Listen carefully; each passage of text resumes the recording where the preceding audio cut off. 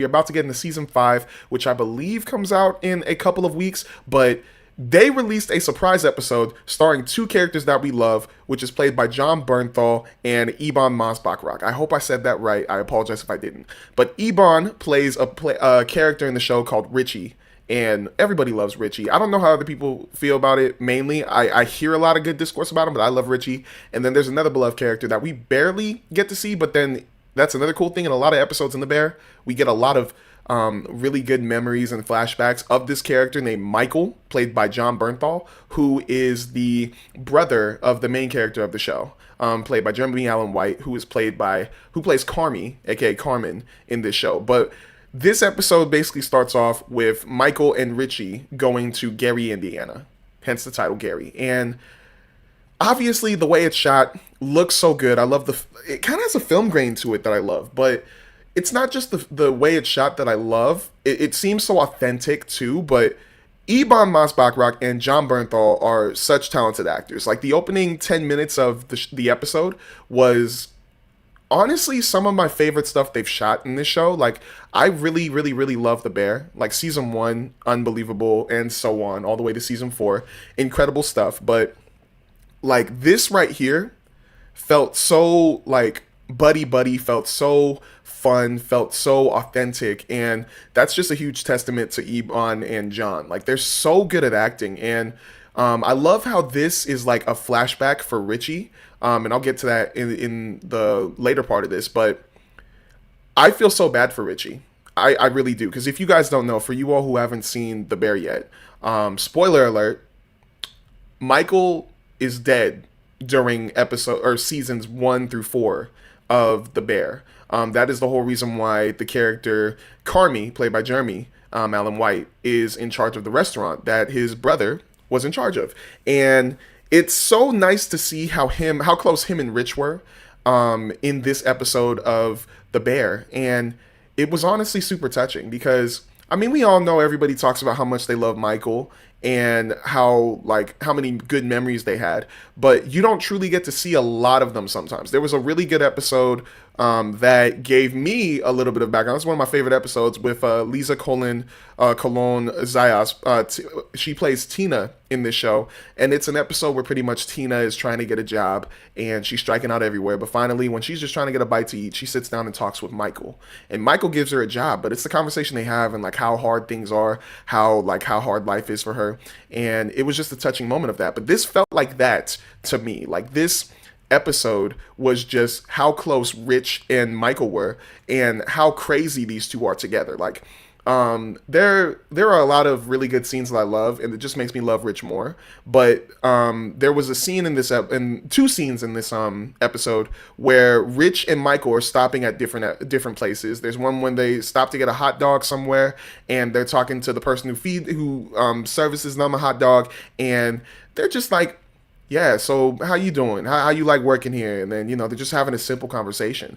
But because of those two and how like really incredible they are at acting, I don't even know. I didn't do my research, but I don't even. I wonder if that person who was working at the hot dog place was like actually working there, and if this was like a what's it called, an improv type of thing where they just told the two actors, Ebon and John, yo, just go order a hot dog and talk to the woman. Just do it. And that's how authentic it felt. Like it really did feel like that, and I thought that was a really cool scene. The scene where they go and stop to play basketball with some young kids, I thought was incredibly funny, because if you guys don't know, there's a clip that went viral online of John Bernthal playing basketball with some guys over at Venice Beach, and it was really cool to watch. He made a couple buckets, which I didn't expect, but John Bernthal is one of my favorite actors. Like he seems like such a genuine, cool guy. I mean, from what I see, I know I can't really say anything else, but he seems so cool, so chill, so authentic, and I see that in a lot of the movies, TV shows, like I've watched, like The Walking Dead. Like he has a certain thing to him, like The Punisher, like which we'll get to soon. Like he's just so cool, and like this character specifically, Michael, he's such an interesting character to me. But I always asked myself, like, what exactly was going on? Because it felt like to me that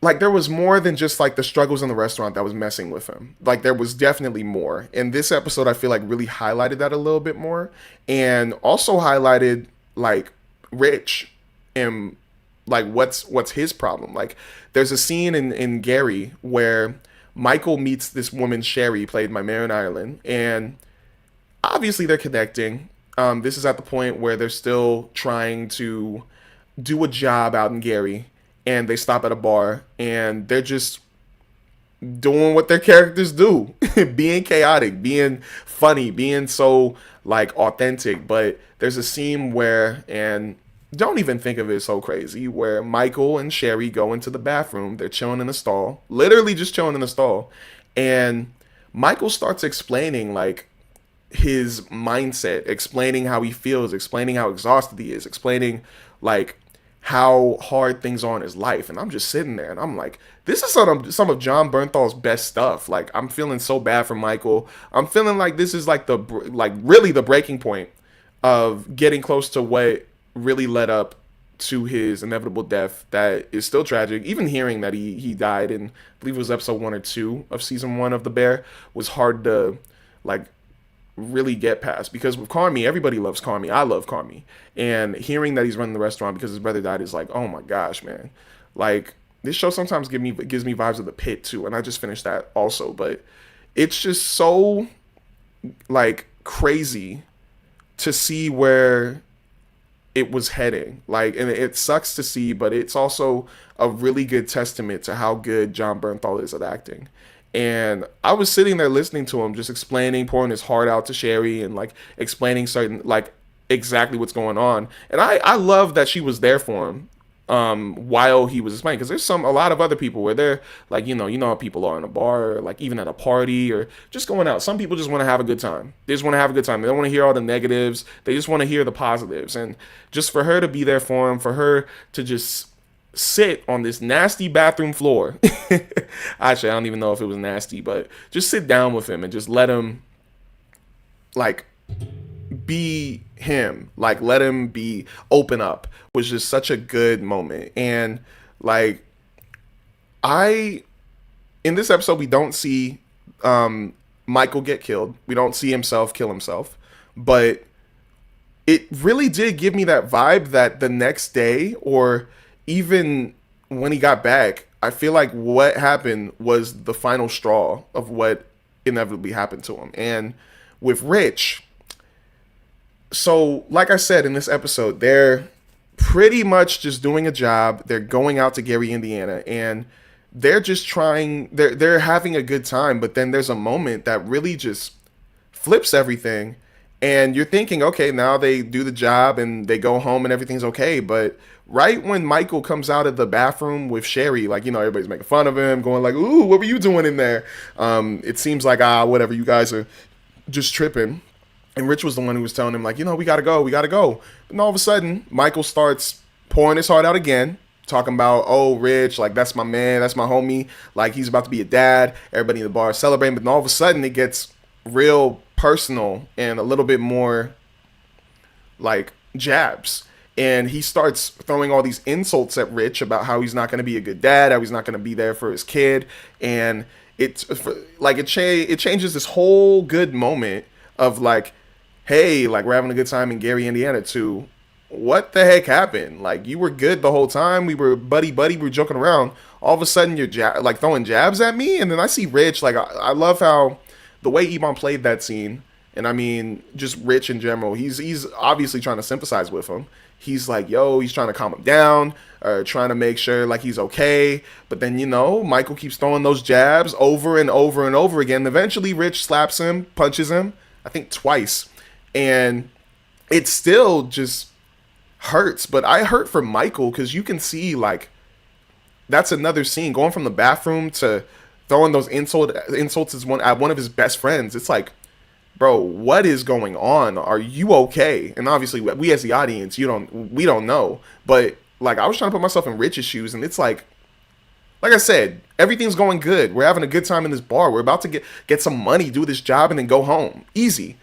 What happened? And it was just so shocking to see that. But I felt so bad, like, not just for Rich, but for Michael, because it's like, bro, like, how do you switch up that quickly? How, like, what goes through a person's mind to like have that happen? I know he's messed up in the head, his character is, but I just feel for him. I really do. And I I wish I wish that we could have seen a little bit more Michael in the certain situations that happen in the Bear. Because honestly, no, I don't think we should have, because that would have been even more toxic, especially based off how season one went. And I don't know if the restaurant would even survive at that point. But I I just feel for these characters, and Michael freaking out at that moment was just a shot to the heart to me.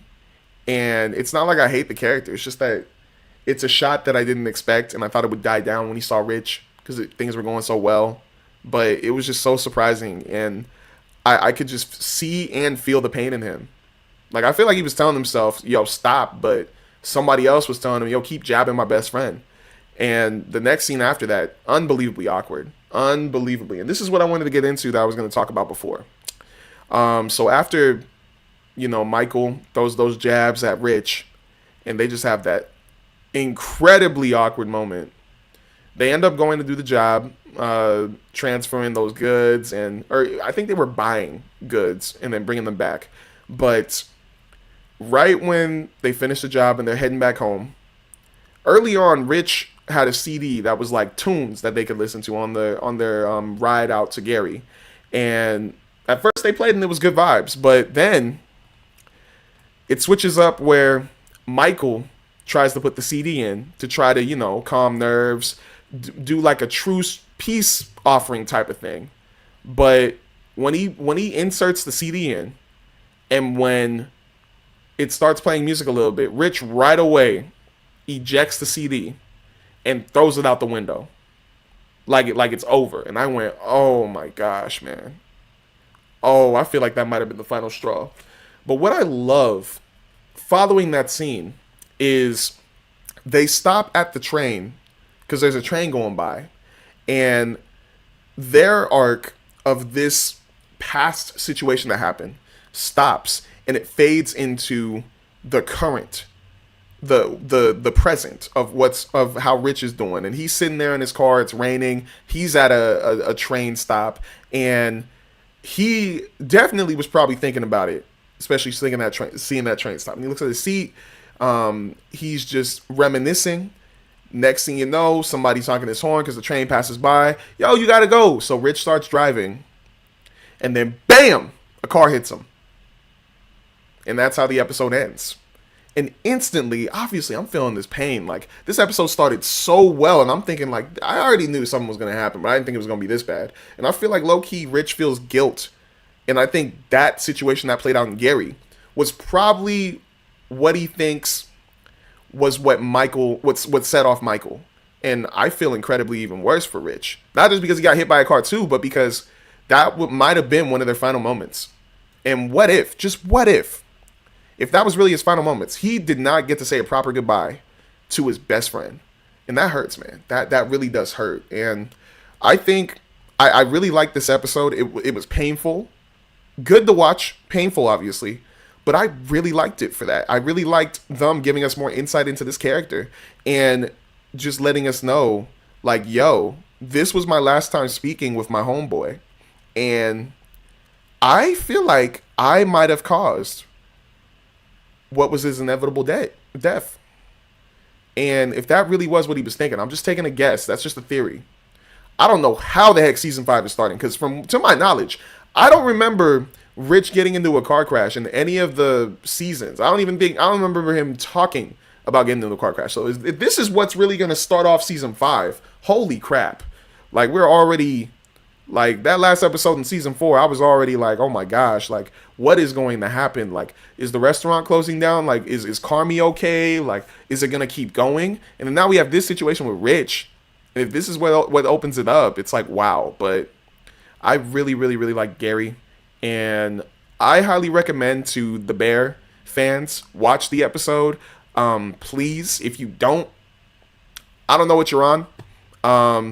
I highly recommend it to a lot of people who like Marvel movies too, because a couple of these actors are starting to get into the Marvel Cinematic Universe. Like, Ebon plays the Thing, Jon Bernthal is the Punisher, Jeremy Allen White isn't in there yet, but we have Lisa plays Tina, she's going to be in Spider-Man Brand New Day. I really feel like she's going to be Peter Parker's neighbor, but there's so many other characters in this show that are just very talented. Like Lionel Boyce was just in why am I messing up here? He was just in Project Hail Mary. Gillian Jacobs is in Invincible. Like all these actors are just unbelievably talented. And I don't know, like it's just something I know I can't really say it's like a sleeper. It's a show that like is up and coming. Like this show has been good. Like I was seeing on a couple of people's posts that they stopped watching The Bear after season 2, which I think is ridiculous, but it's so good what journey we've been on to see like how they went from a whatever type of sandwich shop on the side of a road to a premier restaurant, and it's just insane to see where they came from and how it's going. And I honestly can't wait for season 5, but I would catch up if I were you guys. You can watch these episodes on Hulu or Disney Plus, and just hurry up and catch up because it's very good. At the end of the day, I'm probably going to give this show a 9 out of 10. It was incredible writing, incredible shooting, incredible casting, and I love all these actors, and they're going to have really good futures in the future. But just watch it, please, because Gary really, for these core characters that you love and feel for, besides Carmi and besides Sydney, these two were characters that I really, really, really like loved watching on their own episode.